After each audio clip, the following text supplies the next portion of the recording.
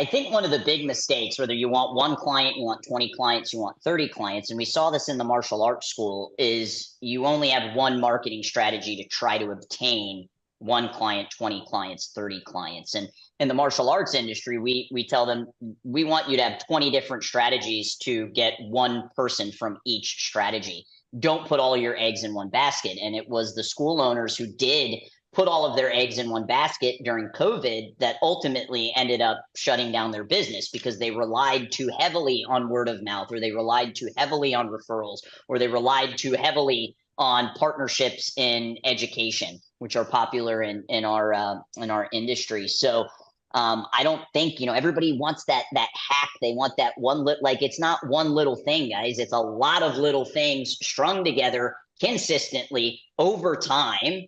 Over time is the most important part of that sentence that will yield drastic results.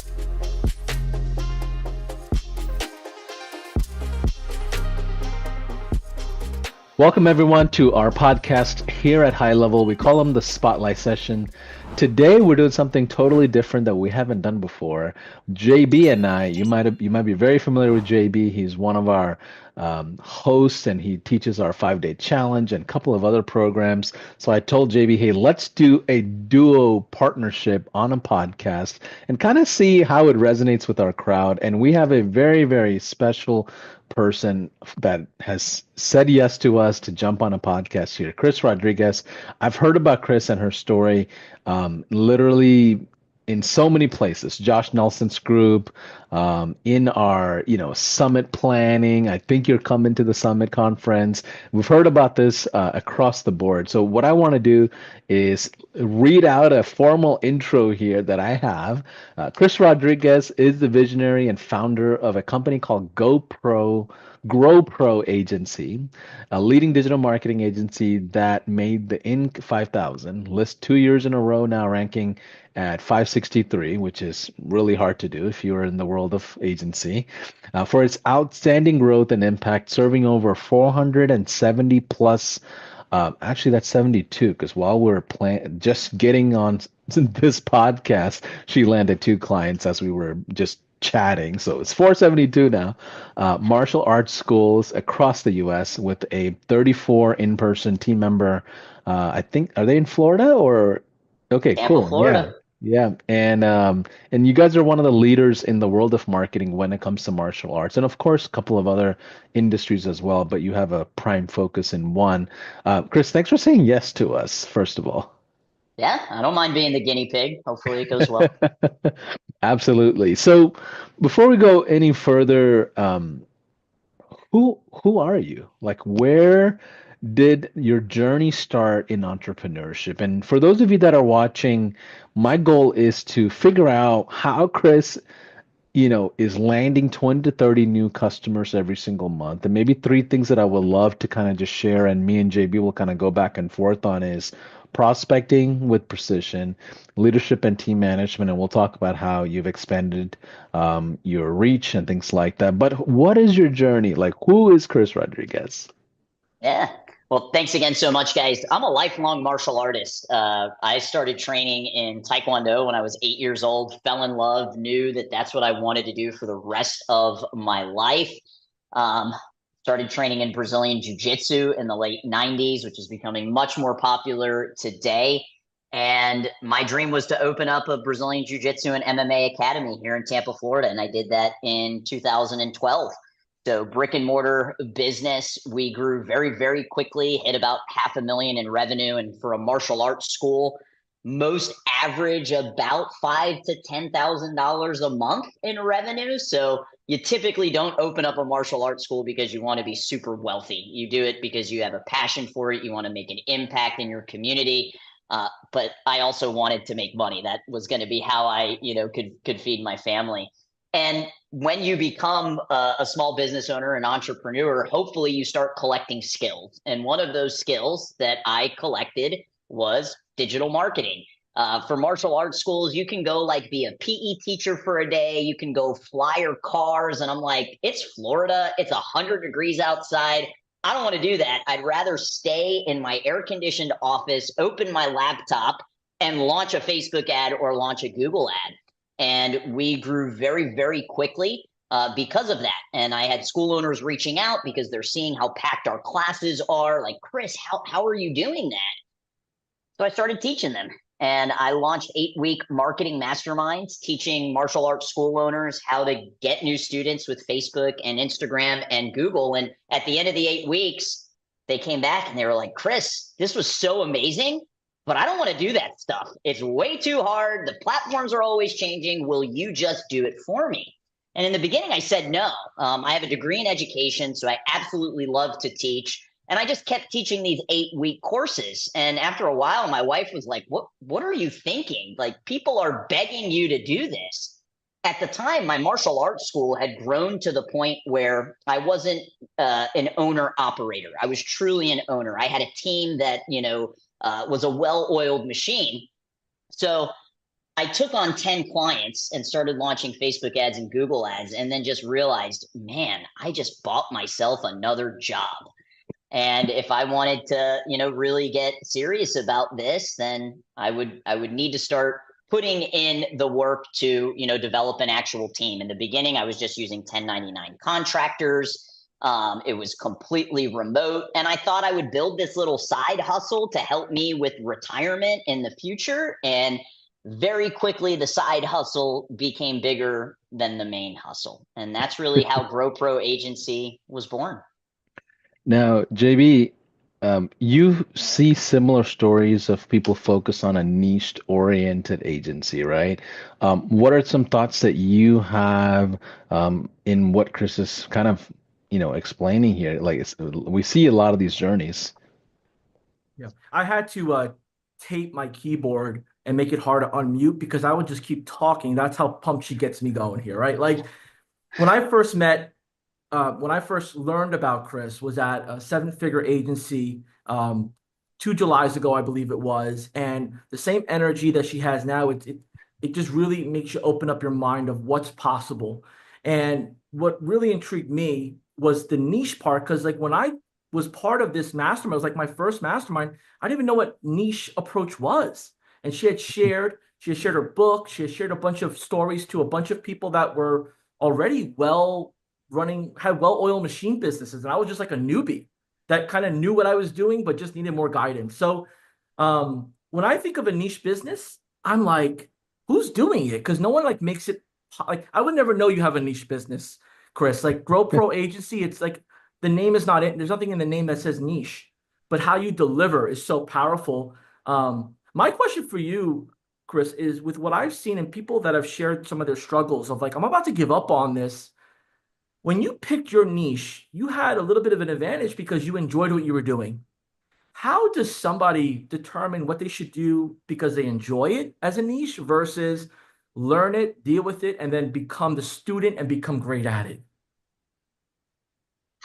Yeah, we eventually want to go into other verticals, and we've, discussed what that would look like. And one of the verticals is dance because it's a very similar market as a martial arts school. And I'm just thinking like, do I really want to go to dance conferences? Do I really want to be surrounded by the colors pink and purple and, going from a predominant male industry to a predominant female industry and like starting from the ground up? And those conversations have occurred. Or if we wanted to go into more of home services, which are much more pandemic proof, right? Because we got hit hard during COVID because all of the martial arts schools got shut down. But I don't get geeked out talking about roofing. I don't get geeked out talking about plumbing or HVAC. So we have a very, very short time on this planet. And do I believe you can be successful in something you don't have a passion for? Absolutely. But how much more fun to be successful in something you do have a passion for? So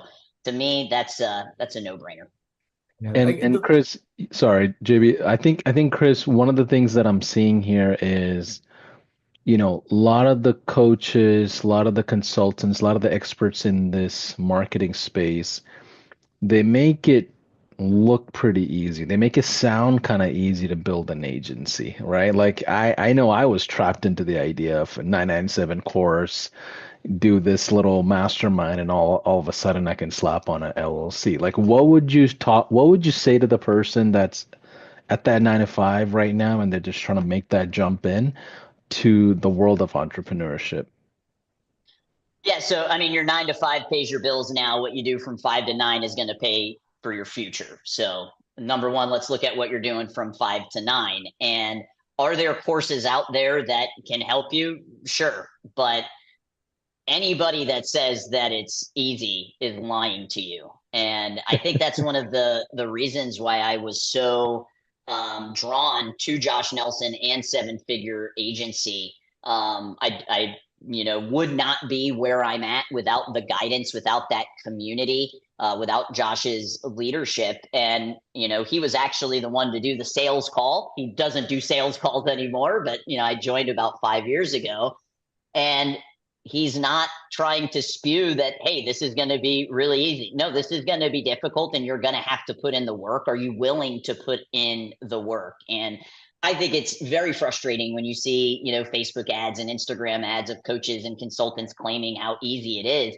It's not easy because it deals with people, and people are complex, whether that's your clients, whether that's your prospects, whether that's your team members. People are never a box you just get to check off in your business. So it is going to be hard, but because it's hard, that's what makes the success that much sweeter. So. Yeah.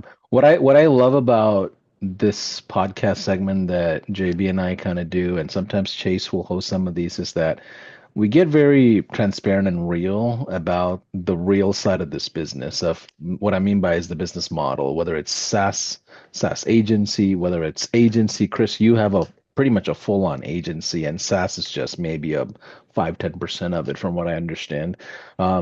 But what we want to do is just make sure we share the truth about this journey. And when I see someone like you that's successful, I want to talk about the tears and the pain and the sweat behind it, because the success is what everyone looks at, and they don't see what it took to get there. So going to our topic for the day, it's the secrets to acquiring 20 to 30 new clients every month. Let's start with one new client every month. That's probably where a lot of people are. Um, Chris, what would you tell yourself, knowing what almost a decade into this entrepreneurial journey in multiple type of businesses, like what would you tell yourself at this point to get your first client? I mean, I wouldn't have changed the route that I did with the 8 week course and teaching it to people first. But I think one of the big mistakes, whether you want one client, you want 20 clients, you want 30 clients, and we saw this in the martial arts school, is you only have one marketing strategy to try to obtain one client, 20 clients, 30 clients. And in the martial arts industry, we tell them we want you to have 20 different strategies to get one person from each strategy. Don't put all your eggs in one basket. And it was the school owners who did put all of their eggs in one basket during COVID that ultimately ended up shutting down their business, because they relied too heavily on word of mouth, or they relied too heavily on referrals, or they relied too heavily on partnerships in education, which are popular in our industry. So I don't think, everybody wants that hack. They want that like, it's not one little thing, guys. It's a lot of little things strung together consistently over time. Over time is the most important part of that sentence that will yield drastic results. And there have been plenty of times of tears. There have been plenty. I mean, I can remember vividly during COVID, my son was born March 3rd. So like 2 weeks before the whole world shut down.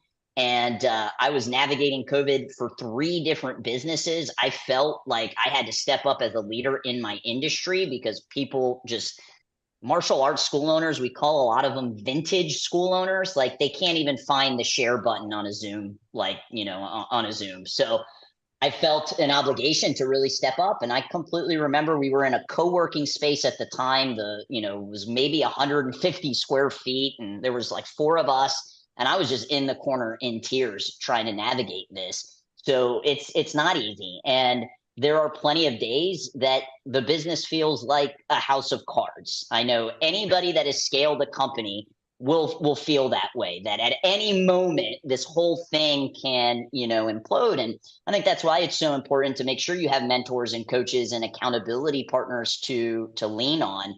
But yeah, plenty of tier stories involved. And in terms of like, how do you get that one client? I think you should lean in to the marketing strategy that highlights your skill set the most. So for example, in Seven Figure Agency, webinars are a big part, doing a monthly webinar to gain prospects that you can eventually invite to a discovery call. Well, here's the thing. Not everybody is great on Zoom. Not everybody is a great teacher. Maybe webinar isn't best for you. Maybe podcast is the better route and you enjoy the interviewing aspect as opposed to the one that's teaching. Or maybe you just are really not good at camera at all, and maybe you got to lean into, cold email. So I think it's also important to look at the skill sets that you bring to the table and start with those marketing strategies first. So there's no shortcut. I thought you were going to give us a shortcut. There's no pill, guys. There's no pill, no magic hat. No. I was waiting for the punchline and the shortcut, Chris. Sorry, so I got to go. There's not one. So let me put it this way, then. This is what I'm thinking here. Paulson and I, we'll go on our morning, huddles here. We'll just try to figure out how can we bring value to somebody who doesn't have the money for the mastermind or doesn't really know where to start. We were watching this video by Simon Sinek, Why, right? The why. How, and without getting too in depth, right? But like, we hear like you got to have a business plan. You have to have the marketing plan. Could you share a little bit about like how you look at things or how you would give a mentee the leadership, human, and then partial entry-level business plan? Like, how do you, if you had three buckets to really focus on for the first 90 days, what do you put in those buckets? Yeah, I mean, the answer is going to be different based off of, where everybody is at. I think for those of, the people that maybe already have something going, the probably biggest transformational thing that we implemented was EOS, the Entrepreneurial Operating System.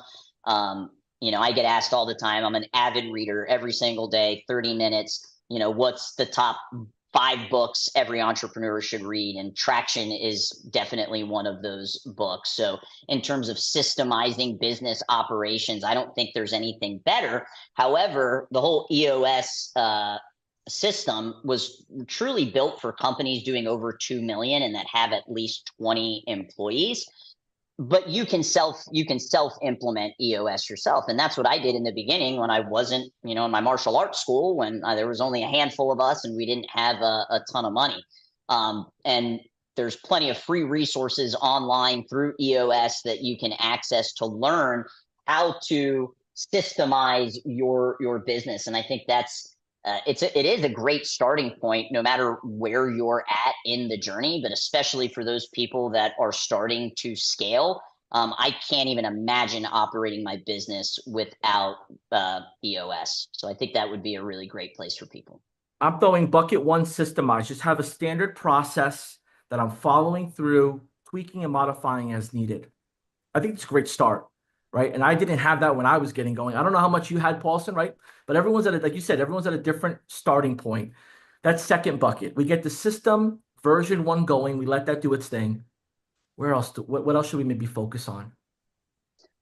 Well, it ain't. I mean, 2 things a business has to have is it has to have revenue and it has to have cash flow. Because if you don't have those 2 things, then you are not going to have a business. So besides the operations, we've got to talk sales and marketing. And, I think unfortunately, some people are much better at marketing themselves and what their business can do than what they can do for their clients. And I think that you see this often in the bro marketing, bro agency game with these insane guarantees of what we're going to be able to do. But, in the small print with the asterisk, you have to do A, B, C, D, E, F, G, all the way down the alphabet in order for that guarantee to actually be a guarantee. And this might, sound surprising. We don't offer guarantees to our clients. And I'm kind of one of those people, if everybody's going to the right, I'm going to go to the left. So COVID happened, everybody went remote. What did I do? No, everybody's coming in office, because if we're in office, we're going to be able to move faster than everybody else. Everybody's doing these lavish guarantees because they read a Hormozy book. No, that's not my style. This is what we're going to do. Because at the end of the day, like, there's only so much that we can control on our end. I cannot control the sales process of what my client can do. And reputation is everything. And I'm not planning on this being a sprint. This is a marathon for me. So not a huge fan of marketers who are just really great at marketing themselves, but they can't follow through on the back end. And it's unfortunate because it leaves a really bad taste in prospects and clients' mouths when you can't follow through on these lavish, guarantees.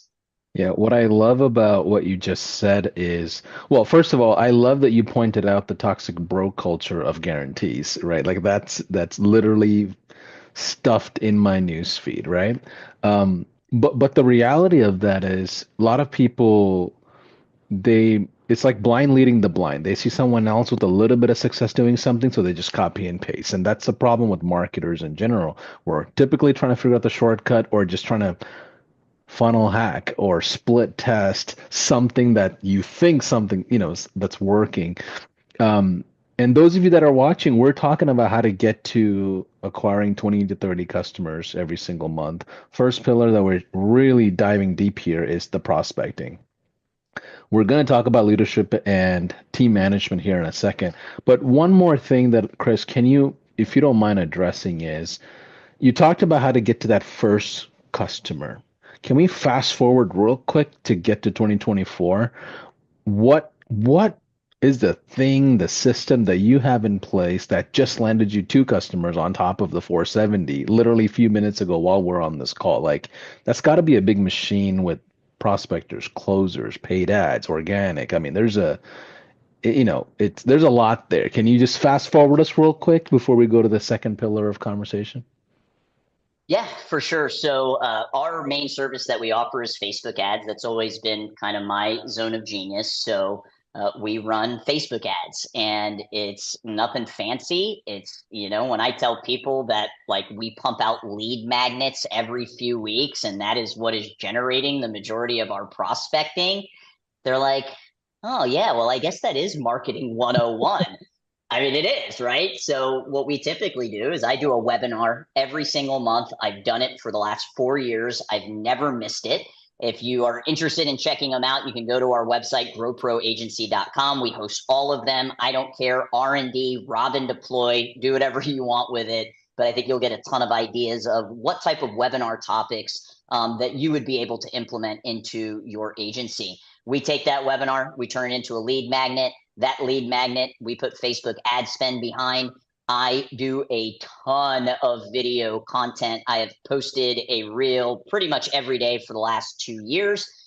So I take the highest viewed reels that I post from my own personal account, because it just gets further reach than if you did it from like a business page.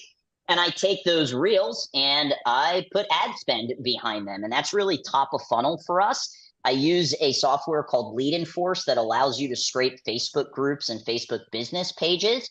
So I show those videos top of funnel to people that I don't know. They might not have heard me, but they're in martial arts school owners Facebook groups, or they're following those, business or fan pages. And then I retarget the people that watch the videos with the lead magnet. And then everybody that downloads the lead magnet, we retarget them with case studies and just an offer for a high performance marketing audit. And our high performance marketing audit, we audit their Facebook page, any ads that they're running, and their website and Google business profile. And it's really a value add to the prospect. And then on the back end of that, we'll go into the discovery call if it makes if it's a good fit. So you got the webinars, you got the lead magnet, you've got the Facebook ads. And then I'm heavy in the authority play. So this year alone, I have 24 speaking engagements. Very excited. I will be speaking at the High Level Summit. That was a bucket list item for me. So I'm excited on checking that off. But the majority that I'm speaking at are martial art related conferences. I did the book, so we run ads to the book. I will say we didn't have a ton of success with, pay for shipping, and the book is free. So we just use the ebook because my costs are a lot lower on that, and we get a lot lower cost per lead as well. And those are kind of the main, strategies. I got a podcast called We Do the Work.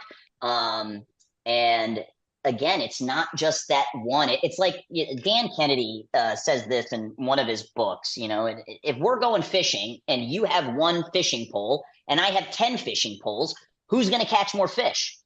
I'm going to catch more fish. I mean, it's just simple numbers. So I like having a lot of fishing poles out in the ocean. I like that.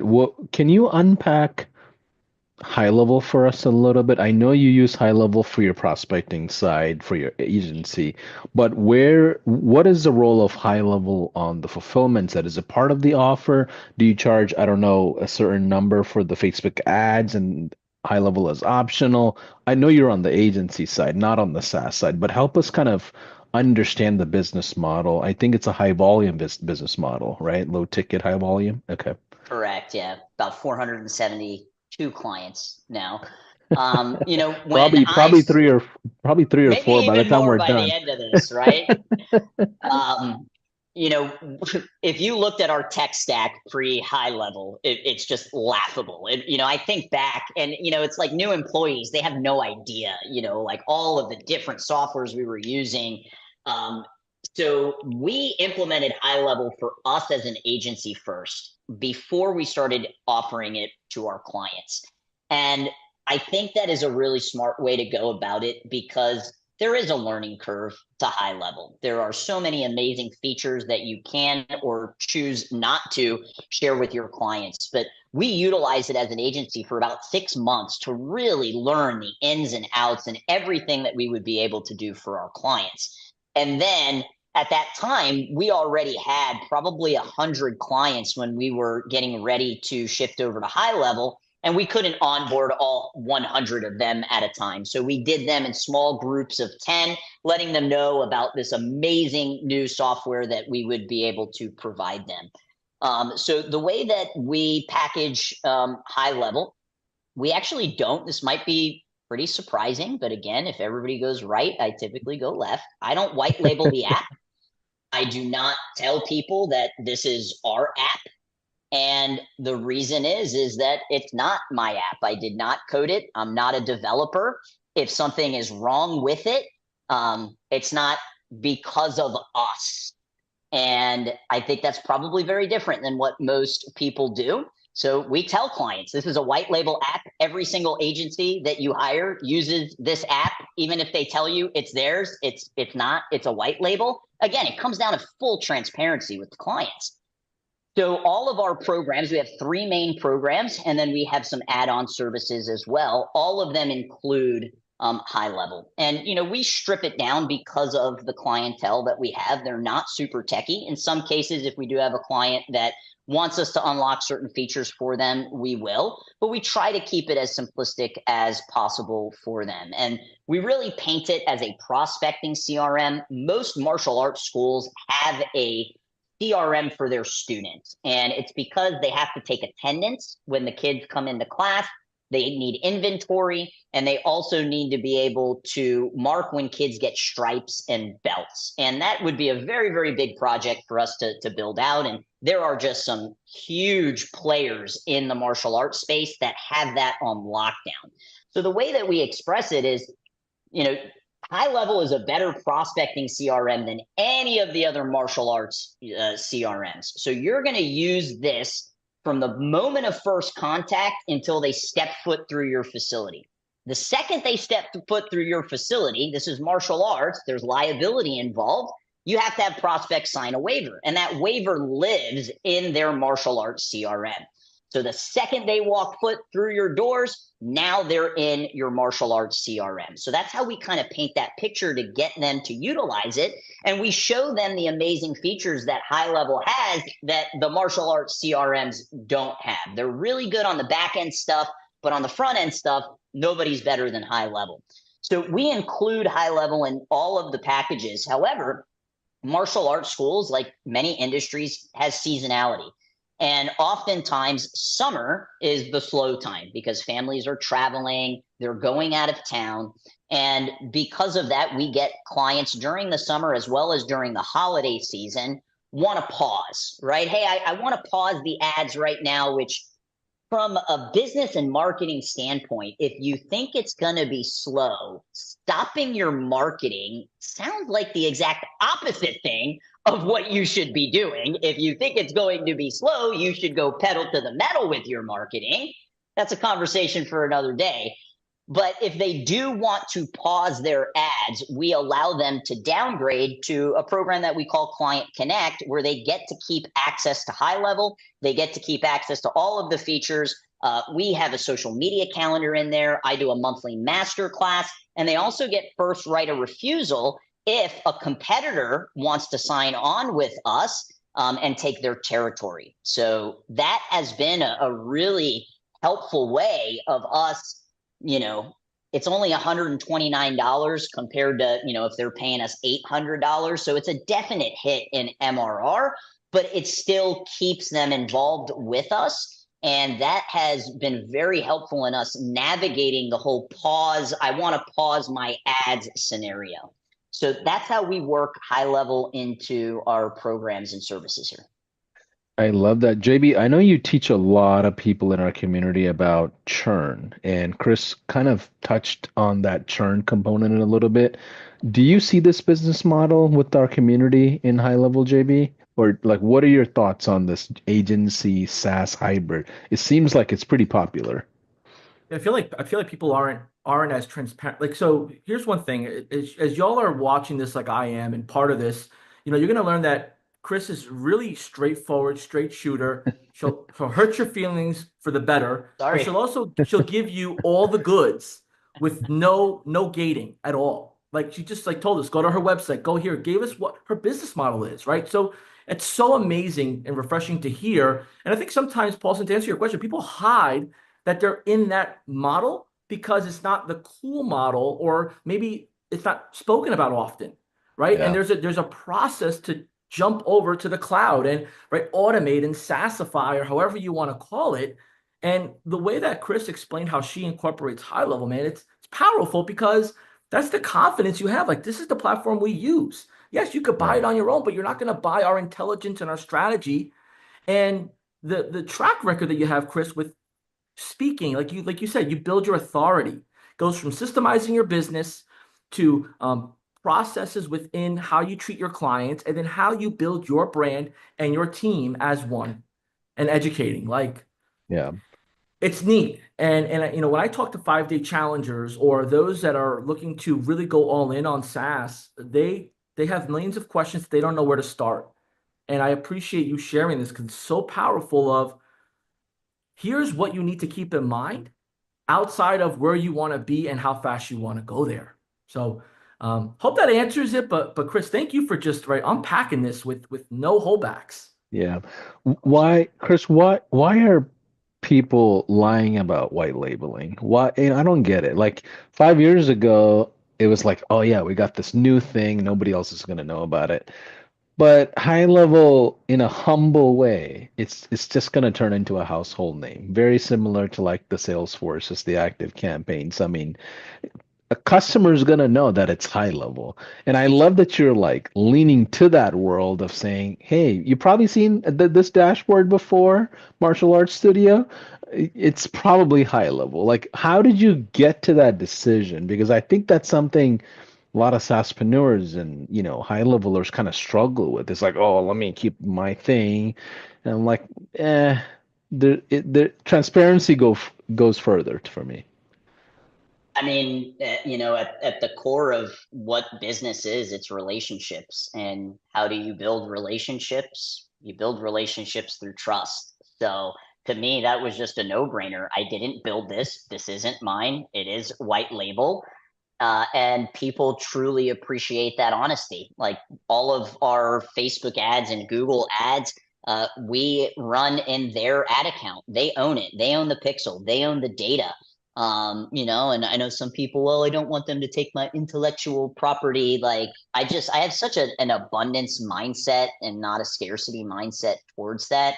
Um, as a, consumer myself, I always want the company to be honest with me. I mean, it's, you see these companies that, honesty and integrity as their core values. And it's like, to me, that shouldn't be a core value. That's a permission to play value. Like you're not coming on the team if you're not honest and you don't have integrity. So yeah, that has never failed me in any area of my life, being honest with somebody else, whether that's with my wife, whether that's with my kids, whether that's with a friend, or whether that's with your prospects and clients. So I that was love just that. my natural reaction. You're highlighting great values here as a business. So let's talk about the second pillar that we had in mind, which is leadership and team management. And values are the foundation of good leadership. Were you always a leader? I think so. Yeah, I think so. I think, well, martial arts is really what brought it out of me the most. I think just the hierarchical aspect of earning belts and stripes, and you get different colored uniforms, and I was always a high achiever and ambitious. I wasn't a great leader until probably about 5 years into my martial arts school journey. Um, I was very much somebody you would not want to work for. And I think it was due to the pressure of operating a business that, is going to be putting food, on the table for your family, the pressure of signing the front of the checks. Like life is a little bit different when you have to be the one signing the front of the checks that go out. And I operated very much as a not nice, like dictator in meetings. I was the only one that was talking because I'm the smartest one. And you guess what happens? Employee churn happens. And I think the absolute worst thing for us that we have to deal with as business owners is having to let people go, or somebody coming to you and then them wanting to leave. I still, to this day, that's the worst day of the week if that happens. I honestly take it almost as a personal rejection if somebody doesn't want to work for the company anymore. So when you start dealing with employee churn, and one, it's massively expensive to the company, it's an emotional drain as well. It's a mental drain. You start smartening up. And I really dove into personal development.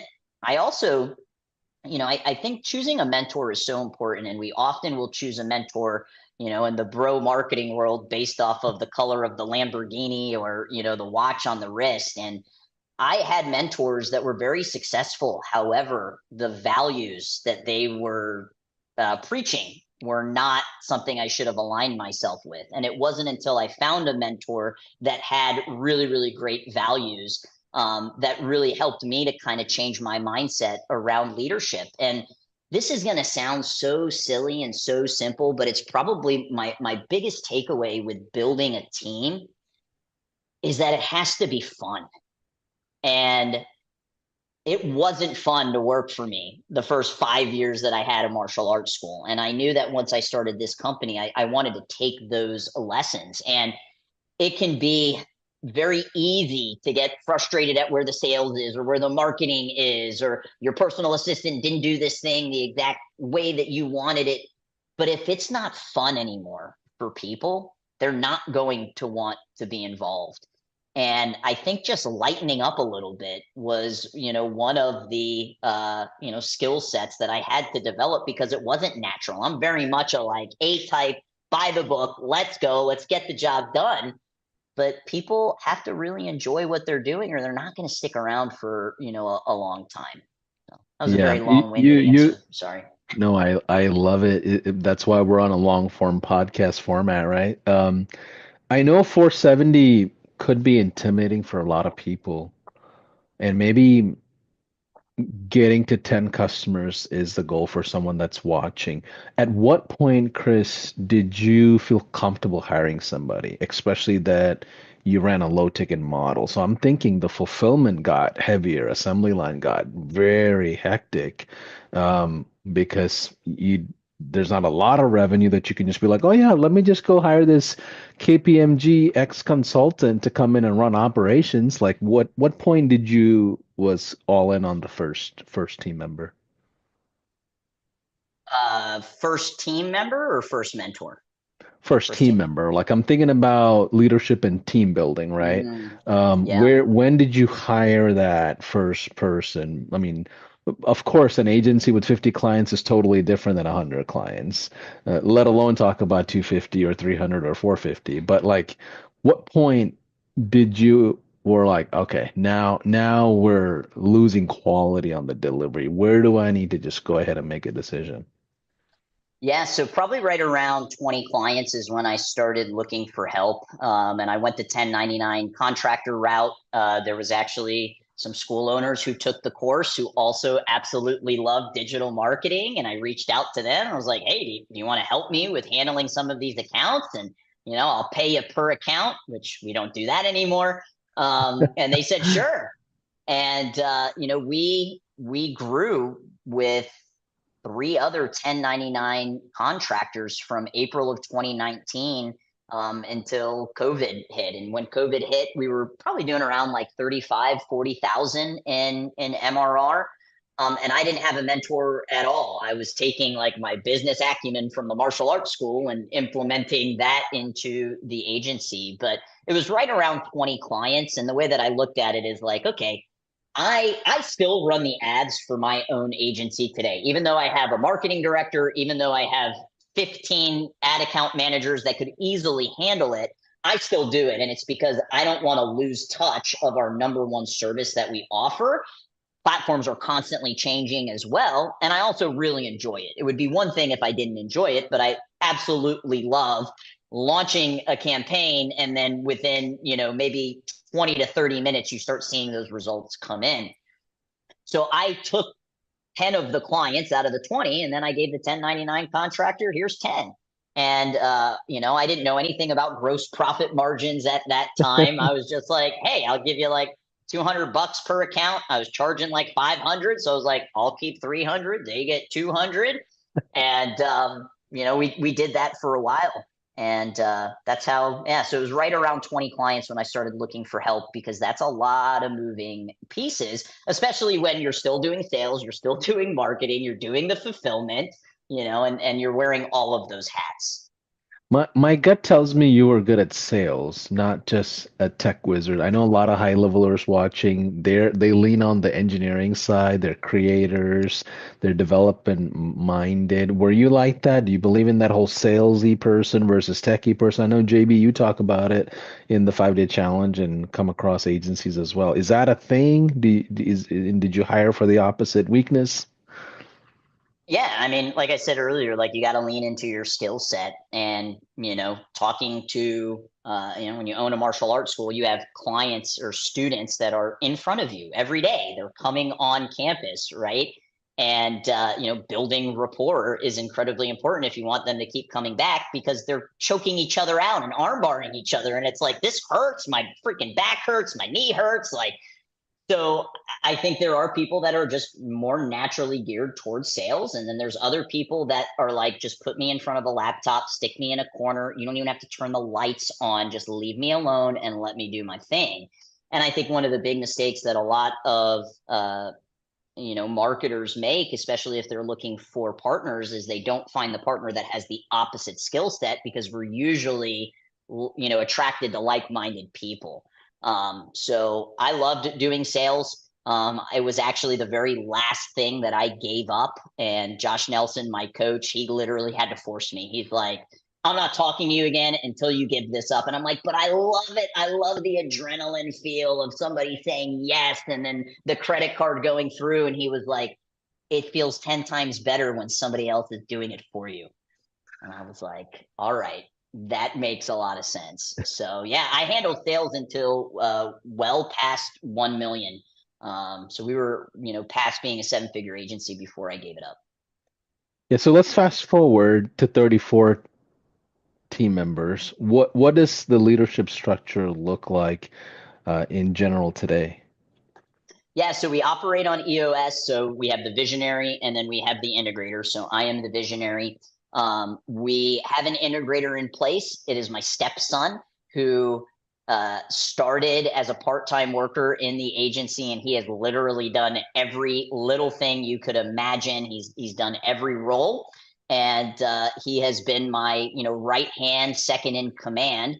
And we're just to the point now, we're almost at the 4 million run rate. And oftentimes the systems and the team that gets you to one level is not the systems and the team that gets you to another level. And through no fault of his own, just the fact that he's 26, he doesn't have that experience. So we're currently hiring for another integrator, but he's currently sitting in that. We have an operations manager. We don't call it HR because who the heck wants to talk to HR?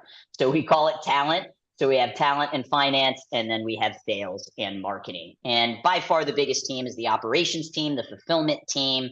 That is a beast. That is a lot of people. It's a lot of moving parts because we offer quite a few different services. And one of the biggest game changers for us was switching to a pod structure that we did not have. So about a year ago, we switched to a pod structure, and switching to a pod structure is the only reason we were able to get from like 300 clients to almost 500 clients. So that's the leadership team is the visionary, the integrator, ops manager, finance and HR, marketing, sales. Yeah. Chris, JB, I think you were talking about culture, team culture the other day. What are your thoughts on team culture? well, Chris, I wanted to pick your brain if you're okay with this, where team culture, you have an in-person model where people come into the office. You talked about fun. Could you share a little bit of somebody that's going on the path that you're on? How do they incorporate culture, fun, and then the expense and operation cost of having a beautiful place, where people show up every day and it's part of their life? Yeah, so I actually own the office building that we are in. So that was, another strategic reason of wanting to have an in-person model. I have tenants, so I own two buildings. There's three other tenants that are involved. So, I'm not sure I would have 100% gone this model if I didn't want to leverage real estate for, long-term wealth building.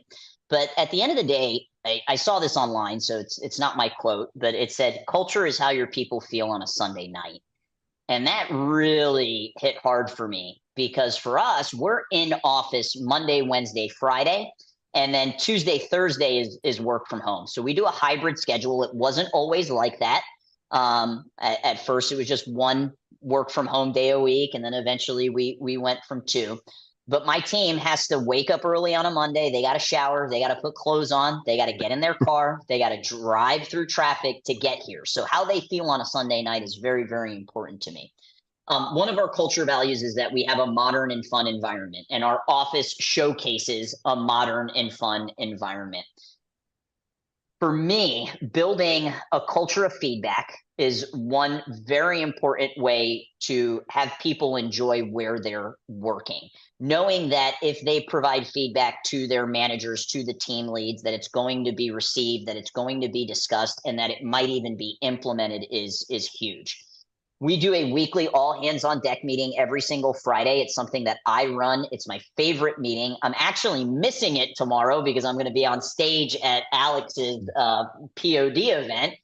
But when I am able to operate them, we basically start with celebrations. And guys, you have to overly celebrate your people. And I used to have the mindset of like, celebrate your people, their paycheck is how I celebrate them. That's literally the mindset I had many, many years ago. But every opportunity that you can to celebrate every single one of our meetings, we start with a business win and a personal win. It might sound cheesy, it might sound corny, you might think that is an incredible waste of meeting time, but it completely shifts the mindset that your people have going into those meetings. But our all hands on deck, we do celebrations. We also do shout outs. So everybody in the company has an opportunity to shout out other people and tie it into a core value. So when you come in, you're going to see core values all over the walls. We're not that company where it's just up on the walls. We hire, we fire, we review, we reward, all based off of those values. We do a wheel of wow, so they get to spin a prize wheel. We pick a couple of people in the company that went above and beyond. They can win $20. They can win a 2 p.m. finish. They can win crumble cookies. There's a bunch of really cool things.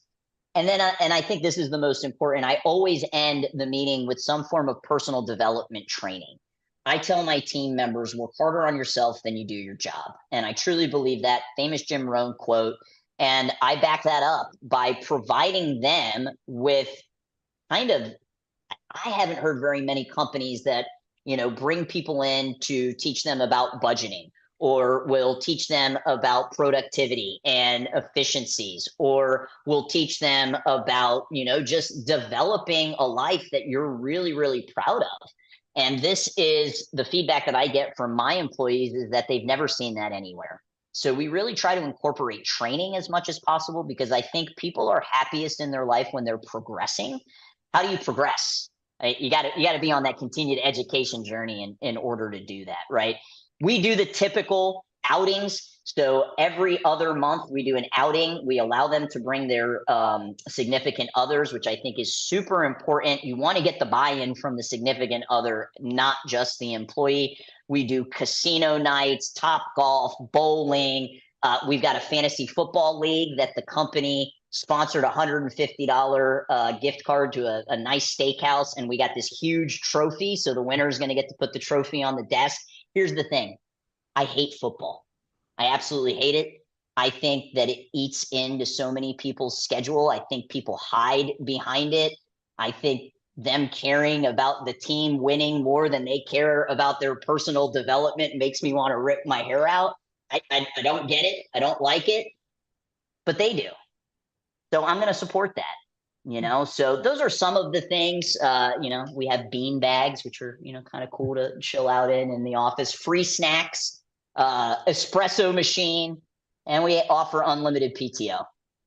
What's cool is that it's not about the materialistic component of making sure there's comfort in the job, but it's the idea that the folks that own the business, the leadership at the top, care about me enough to have a connection, whether it's emotional, development wise, whatever. Like you cannot ever make a complaint that says, "Oh, it's just another job. They don't care about me enough." That's just not gonna happen. It seems like that's what your culture is built on. The third pillar of discussion that would love to kind of explore is expansion, right? How do you define expansion? How do you expand customers? How do you expand in the market as a brand? How do you expand your team? Like what is your vision of expansion as a business? Or do you not scale? Sometimes it's better to not scale either. Yeah, I mean, I think expansion starts with your mind. So if you're not growing this up here, that's going to be very, very difficult. I have dreams of this company. It's not dreams, it's goals. They're written down. It's in black and white. It's shared with the team. We will be $100 million company one day. We're just not there yet, right? Yet. So I believe that we could probably get pretty close to the 10 million annual revenue in the martial arts industry solely, but you're talking 1,000, 1,200 clients, right? And that's definitely a lot of moving pieces. So for us, we do see expansion in other verticals.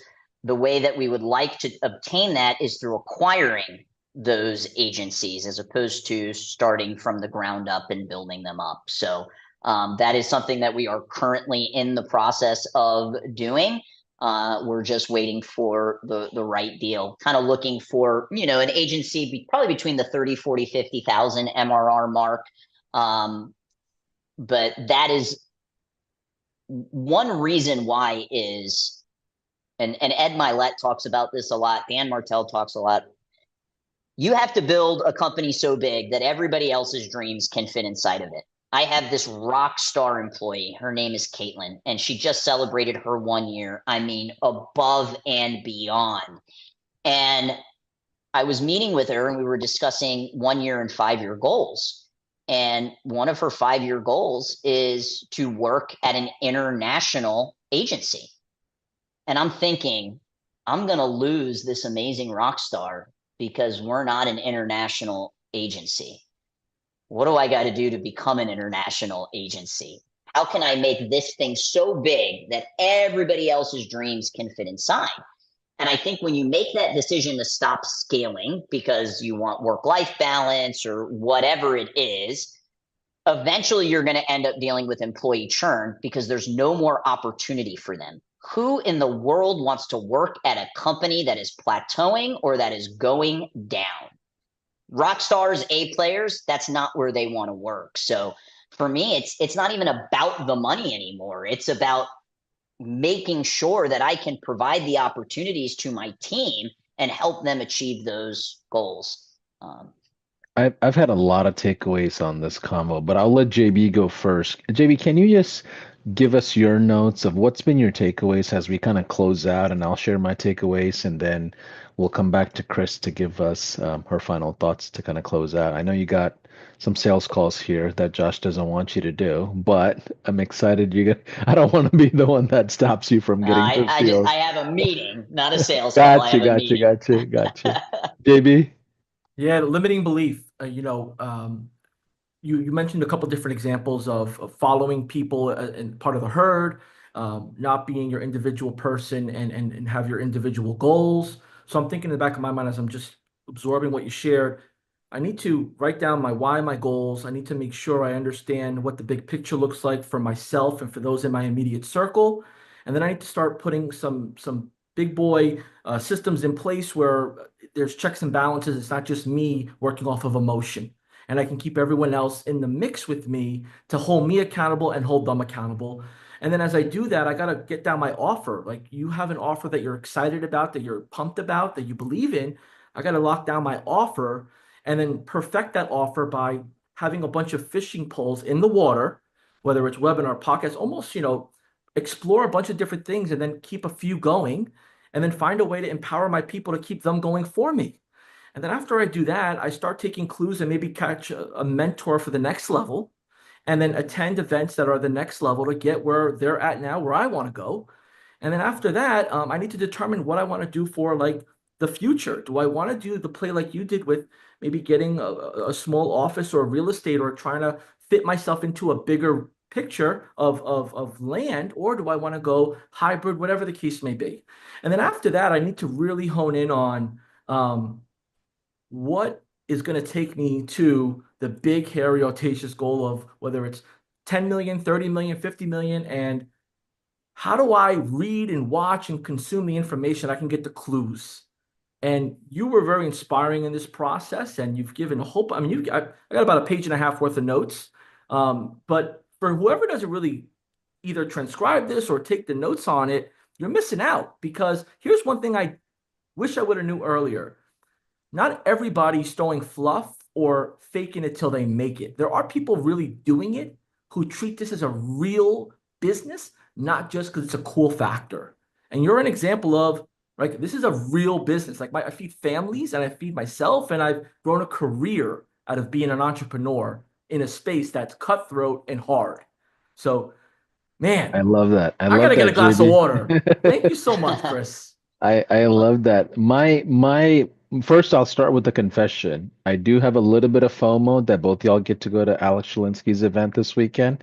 I wish I was in Tampa with you guys in Florida. That nice sunny weather. I would love to have been there. Out of there's so many takeaways to be frank, but the one thing that just strikes at me the most is you built a massive business and the competitive advantage that you created and kind of leaned on is being different than everyone else. And all your systems are built on the differentiation. That's what it seems like from outside looking in. And that's my biggest takeaway. Cris, your final thoughts and take us home. Yeah, I mean, I've been different my entire life, and I don't think there's anything wrong with that. So for anybody else that feels different out there or unique, lean in on that. You know, you're going to be the only you ever on this planet. So be you and go hard. I just want to say thanks, guys, for having me on. Really enjoyed this discussion, and for anybody that's watching, feel free to reach out if you have any follow up questions. We can have anything that we want in this life if we help others get what they want. This has been a personal mantra of mine. And I'm happy to, help you guys in any areas that you might need help. I love that. If you're watching this podcast and you're not part of the high level family, you might even be able to do something that Cris did, where you didn't go all in on the SaaS. It's just high level is part of the tech stack. It's part of the experience. And if you want to just take a look at it, there's some trial links somewhere in the descriptions. Jump in.